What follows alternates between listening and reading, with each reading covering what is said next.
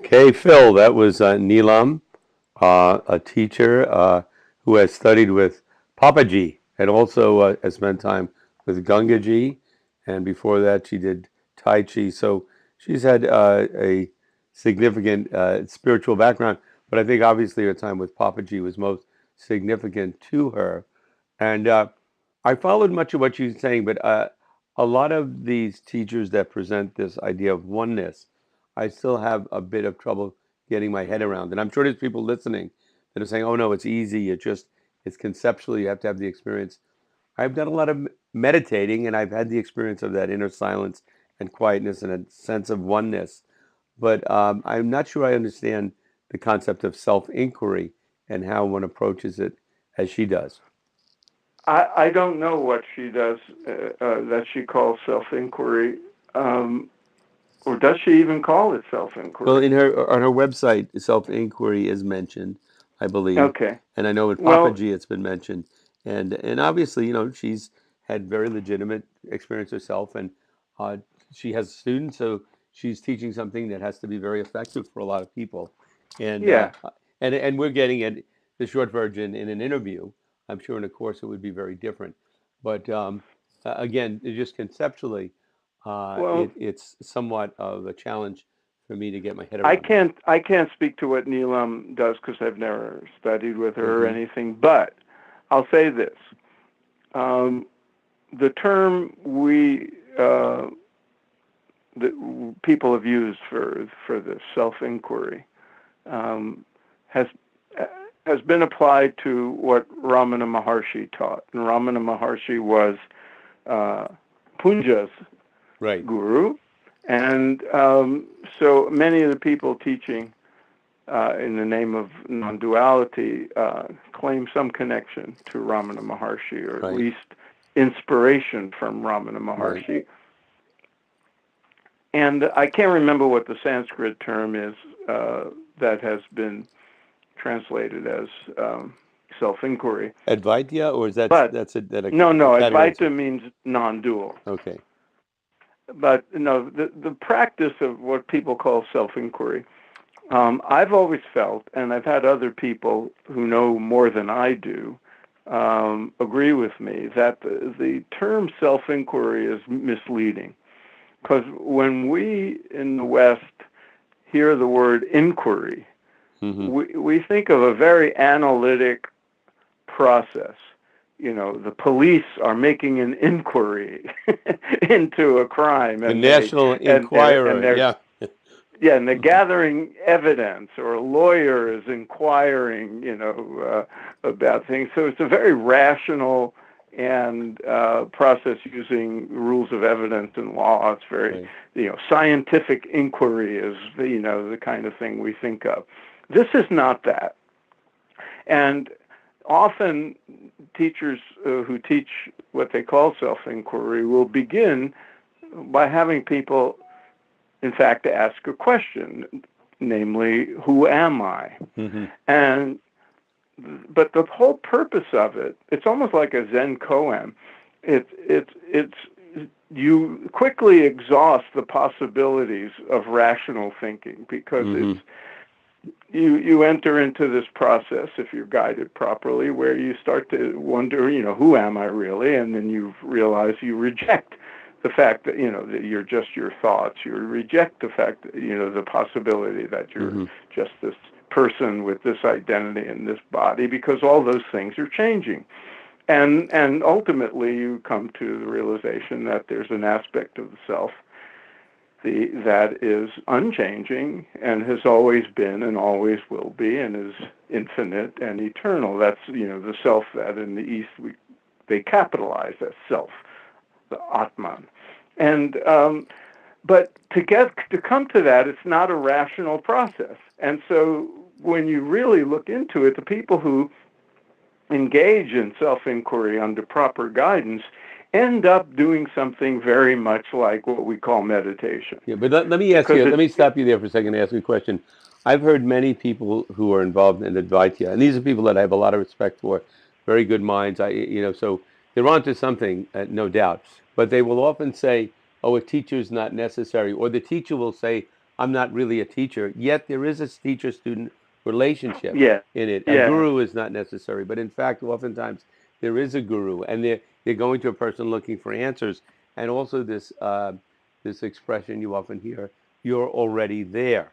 yeah, yeah. You're already Well, enlightened, you're ready, and that's the part of in regard to awakening or illuminating or whatever that I wonder about. But yeah. obviously, Well, she there, explained it well. There's a part of us that is already enlightened, that is eternal and knows it, and is, uh, well, I'm Sat not Chit convinced Ananda. everybody knows that, or that even with some self-inquiry, everybody comes to that conclusion. Well, it's So. not a conclusion; it's an experience, and that's. But as she put it, we don't always live that experience, and we Hmm. don't Hmm. always um, abide in that wisdom, and that's where the teacher comes in, and that's where methods come in, But haven't and you heard from most Advaita teachers that no, I'm not really a teacher, I'm not a guru, I've heard that from some people, but but I think I think that's often, yeah, that's the part. There it's are a aspects of it. glib kind of thing, and it's look like Krishnamurti used to denounce gurus all the time, and yet he was functioning in a guru-like Right. way, even although very differently from other gurus, because he didn't have disciples, he didn't have that sort of thing. But so if that's what they mean, that I'm not a guru because I don't have disciples, I don't guide people, I don't have people surrendering to me and taking vows and entering into a traditional guru disciple relationship. If that's what they mean, then fine. But if by guru you mean teacher, they're obviously functioning in a teacher-like capacity, even if you're teaching people to not need teachers. Hmm. You're still teaching. So, I mean, there's a paradox there, and I think it's I understand your concerns because I've had them myself. There are teachers who are a little glib about this. You're already enlightened, and you don't need methods, and you don't need teachers. Well, obviously, people do, and teachers exist for a reason, and methods exist for a Hmm. reason. And we're already enlightened, but we don't live that. We don't experience it. And so that's what the spiritual path is. And, this has been going on for thousands of years. Yeah, well, let me ask you, did H.W.L. Punja, also known as Papaji, did he leave an organization? Is there a I lineage that don't know continues? that there's an organization. Ramana I think there are Maharshi. people, no, people are functioning in Punja's lineage or see themselves as in his lineage, but I don't know that there's anything formal. He was not like teaching as a representative of Ramana Maharshi. Ramana Maharshi's ashram still exists Hmm. in the South India, and people go there all the time. It's a very big spiritual center. People make pilgrimage there. There's teachings going on, all this in Ramana's name, but there's no lineage. He didn't So when people assign go to anybody. that ashram, or people at that ashram, is there a particular meditation they do? Is there a particular set of techniques or anything that is taught, or do people just go there and treat it like a holy spot, or is there an ongoing ashram Both, where there are just both, there are people studying there? And what both. is there? Yeah, I was surprised when I was there to find that I think almost every day people come to the shrine areas and do puja, hmm. and they get the darshan of Ramana's Mahasamadhi shrine, and so there's a certain devotional element that a lot of Indian people partake in, in reverence to Ramana and his uh, ongoing presence as they feel it in their lives.